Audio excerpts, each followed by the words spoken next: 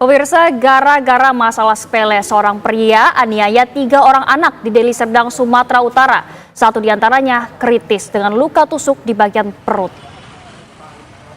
3 korban anak berinisial NS, OS, dan SS. Warga Jalan Masjid Gang Dahlia 7, Bandar Kalipah, Percut Setuan, Deli Serdang nyaris tewas setelah dianiaya seorang pemuda berinisial RS di depan rumahnya.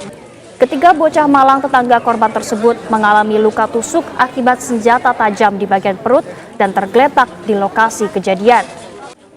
Pelaku melakukan aksinya diduga karena sakit hati sering diejek oleh ketiga korban yang merupakan satu keluarga.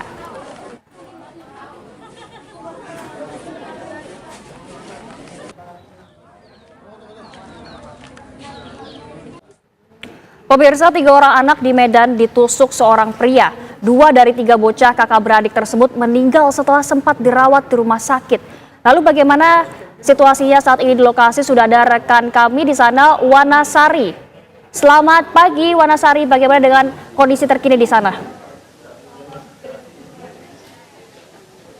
Selamat pagi Ginka dan pemirsa. Beberapa saat yang lalu 2 dari 3 korban ini baru saja tiba di rumah duka, dan saat ini rumah duka persisnya di Gang Dahlia 7, Percut Setuan, Deli Serdang ini sudah mulai ramai didatangi keluarga maupun kerabat orang tua korban begitu. Dan peristiwa ini sangat tragis begitu karena ini adalah rumah korban pemirsa, dan kami ingin menunjukkan persis di depan rumah korban ini adalah rumah pelaku. Jadi bisa dikatakan ini tetangga yang sangat dekat begitu, karena rumah-rumahnya saja yang rumah korban 04 dan rumah pelaku adalah 05.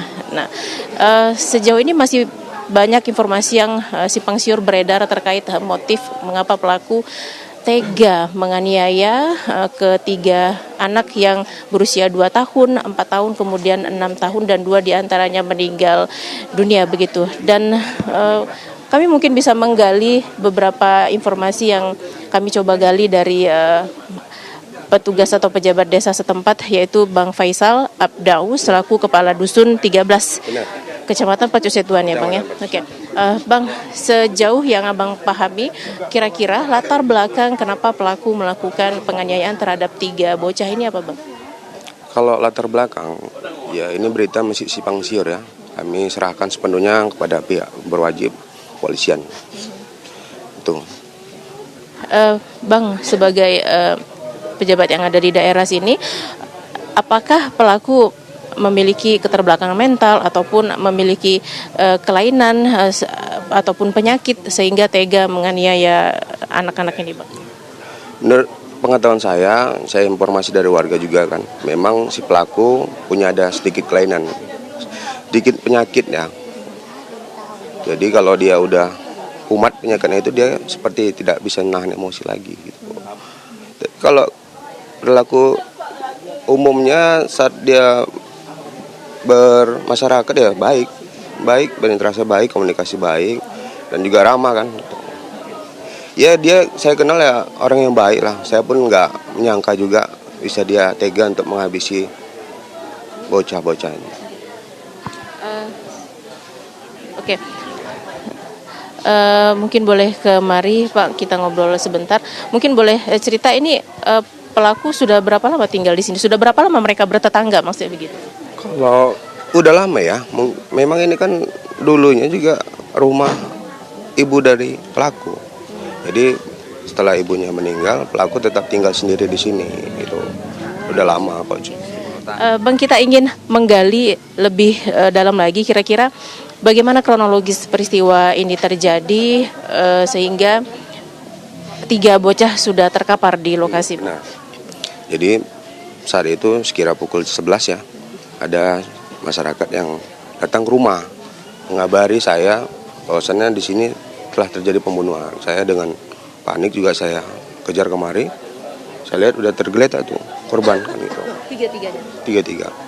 Jadi ada juga bagian masyarakat yang menolong saya untuk mengevakuasi kan. Tapi yang saya tolong juga yang maaf cakap itu ada korban yang si atas nama si Deren itu kan kondisinya parah, tapi saya lihat masih hidup. Jadi saya lakukan penyelamatan lah. Saya ambil kain, saya bungkus, saya larikan ke Mitra Medika. Sempat melihat pelaku nggak Bang setelah kejadian itu? Kalau pelaku nggak terlihat lagi karena udah saat kemarin udah pelaku udah tidak ada di rumah pun tidak ada.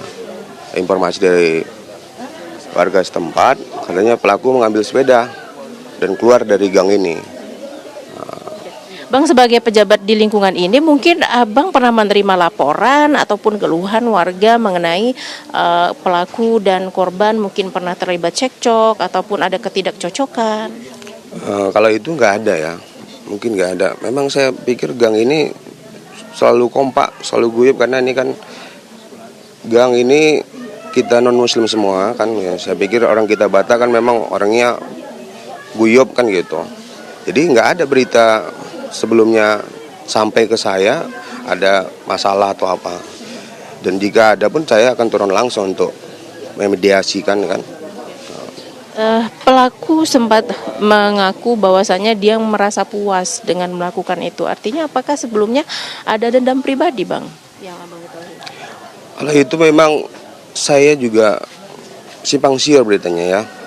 Jadi memang kalau itu sepenuhnya saya serahkanlah kepada pihak kepolisian untuk mengungkapnya.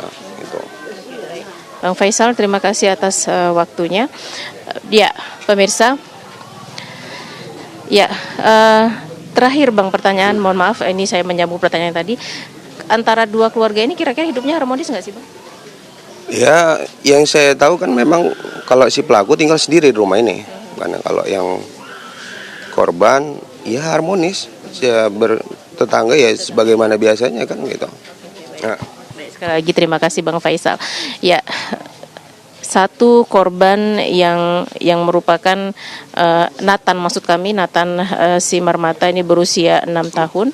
Ini kondisinya masih dalam perawatan di rumah sakit karena luka juga yang diderita oleh korban, dan sudah 2 jenazah ini yang sudah disemayamkan di rumah duka. Ini juga rencananya hari ini akan dimakamkan. Ginka.